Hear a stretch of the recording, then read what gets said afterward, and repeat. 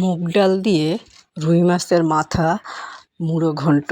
তো খুব ট্র্যাডিশনাল একটা খাবার, যুগে যুগে এই খাবারটা খেয়ে আসছে মানুষ অনেক দিন থেকেই, এবং এই খাবারটা একটা ঐতিহ্যবাহী খাবার। তো হ্যালো ভিউয়ার্স, আসসালামু আলাইকুম। আমি নীলা আপনাদের সবাইকে ওয়েলকাম করছি নতুন আরেকটা রান্নার ভিডিওতে। আজকে রান্না করব মুগ ডাল দিয়ে রুই মাছের মাথা। তো প্রথমে শুকনো কড়াইয়ে মুগ ডালটা ভালো করে ভেজে নিয়ে ধুয়ে বসিয়ে দিব। আর আজকের মুগ ডালের ভিতরে আমরা একটু আলু দিব। তো আলুটা পিস পিস করে কেটে নিয়ে আলুটাও সিদ্ধ হয়ে বসিয়ে দিলাম। এখন অন্য কড়াইয়ে তেল দিয়ে তেল গরম হয়ে গেলে মাছের মাথা এবং লেজটা ছোট ছোট পিস করে কেটে নিয়েছি। এটা লবণ এবং হলুদ দিয়ে ভালো করে ভাজা করে নিব। অনেকে রুই মাছের মাথা ভাজা না করেই রান্না করে।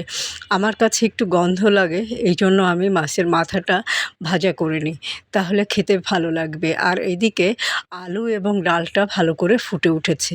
তো আলু এবং ডালটা সিদ্ধ হয়ে গেলে পানিটা ঝরিয়ে নিব।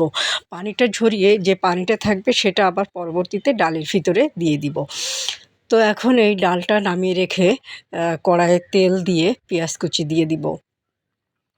পেঁয়াজ কুচিটা একটু লাল হয়ে আসলে রসুন বাটা, আদা বাটা, জিরা বাটা, ধনিয়া গুঁড়া, লবণ, হলুদ, কাঁচামরিচ কুচি দিয়ে ভালো করে এটাকে কষিয়ে নিব। আর আমাদের বেশিরভাগ রান্নাই হয় কাঁচামরিচ দিয়ে।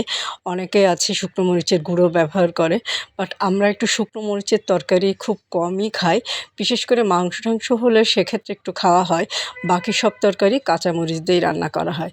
তো মশলাটা খুব ভালো করে কষানো হয়ে গেল। এখন সামান্য একটু পানি দিয়ে মশলাটাকে আরেকটু কষিয়ে নিব। মশলাটা কষানো হয়ে গেলে সিদ্ধ করে নেওয়া ডাল এবং আলুটা দিয়ে দিব।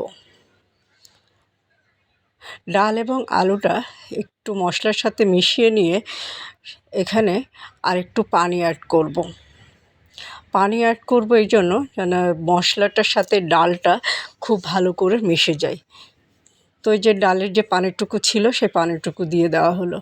দিয়ে এখন আলু এবং মশলাটার ভালো করে কষিয়ে নিতে হবে, এবং এই কষানোর মাঝখানেই ভেজে নেওয়া মাছের মাথা এবং লেজটা দিয়ে দিব।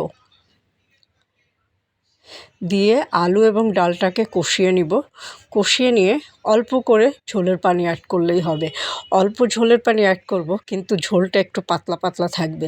আর মশলাটা এত ভালো করে কষানো হয়েছে যে এটা দিয়ে কিন্তু আর বাজে কোনো গন্ধ বের হবে না। অনেকে মাছের মাথা দিয়ে গন্ধ লাগে, এই জন্য কিন্তু মুগ ডালের এই মুড়ো ঘন্ট রান্না খেতে চায় না।